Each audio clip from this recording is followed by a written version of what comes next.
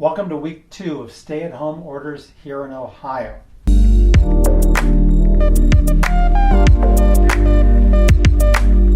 On a personal note, everyone's doing okay in my household. My younger son and I broke out last Friday and donated blood. There are actually quite a few people there, which was a great sign. As I've mentioned before, I'm prohibited by my wife from giving any medical advice. However, I'm a good bleeder and donate regularly, so it was something I could do. Most importantly, hopefully everyone is staying healthy and well on your end. Now, this past week saw the passage and signing of the CARES Act, the Coronavirus Aid, Relief, and Economic Security Act. Seriously, there has to be someone in Congress hired to come up with these names. I thought it would hit the rebate section, as that's what most people care about. So without further ado, let's dive into it. Now, the rebate is part of Section 2201 of the small 900-page document. It is estimated 90% of taxpayers will receive some sort of rebate. Unfortunately, there will be quite a few people who could use the money who will not receive it. Plus, we're already starting to hear there may be significant delays in getting the money to people simply because of the distribution plans. But let's break it down a bit. The Act provides a refundable income tax credit against 2020 income of up to $2,400 for a married filing jointly, while every other filing type starts with a $1,200 credit. Plus, children under the age of 17 qualify for up to another $500. So, qualifying couple with one child could get up to $2,900, but if they happen to have 4 kids 16 and under, they could get up to $4,400. Single filers with the same number of children could receive up to $1,700 or $3,200. There are quite a few ups in these examples because the rebates all depend on taxable income due to phase-outs. The phase-out rule is basically for every $100 your income exceeds the phase-out limits, your rebate is reduced $5. The phase-out limits are $150,000 for married filing jointly, $112,500 for head of household, and $75,000 for all others.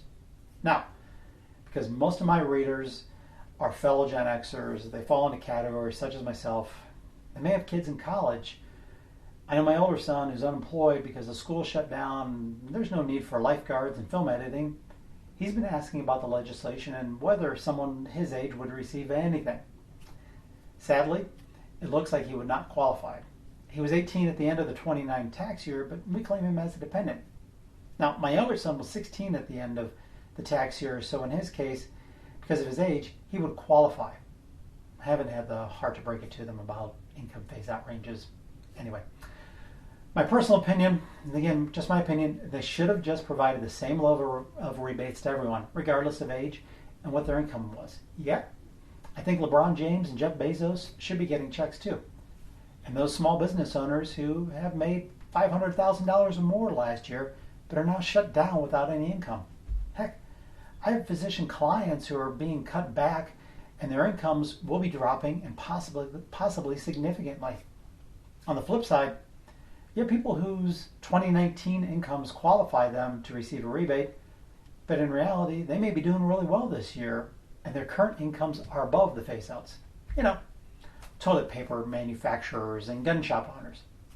At this time, it doesn't seem like it's the best time to split hairs. But again, just my opinion.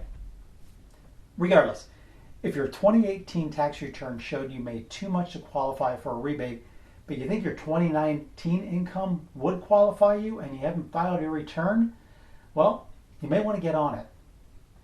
Now, the distribution of checks is what matters, right? While the administration has been saying checks will start going out soon, the reality is a bit more complicated. If you're receiving Social Security checks, your rebates should come faster. If when you filed your 2018 or 2019 return and you had a refund directly deposited in your bank, your check should also arrive a little bit faster. However, if you've changed banks, it will slow it down. Many people will end up getting a check mailed to them, which could take weeks. And if it is some time and no checks show up, you can always call the IRS. I know my CPA clients say this is a wonderful option. Please note sarcasm. I read an article last night which mentioned there is not a centralized and updated list of every household, number of children, income and address, or direct deposit information at the IRS. So odds are it will take a little bit of time for the IRS to create such a list to see who qualifies. Again, another reason to just have everyone get a check. Regardless, those already receiving monthly checks from the government, like Social Security recipients and the VA, are expected to get their checks faster because the government regularly sends them funds. Okay, I feel like all I've done is share some bad news. Again, over 90% of taxpayers are expected to get some sort of a check, which is great in this time. Also, don't be surprised if there is more legislation soon to get more money to individuals. As always, feel free to subscribe to my channel. If you think this is worth sharing, if it was good content, go ahead, share it with someone else. But most importantly, in the meantime, stay healthy, stay safe, and be well. Thanks so much.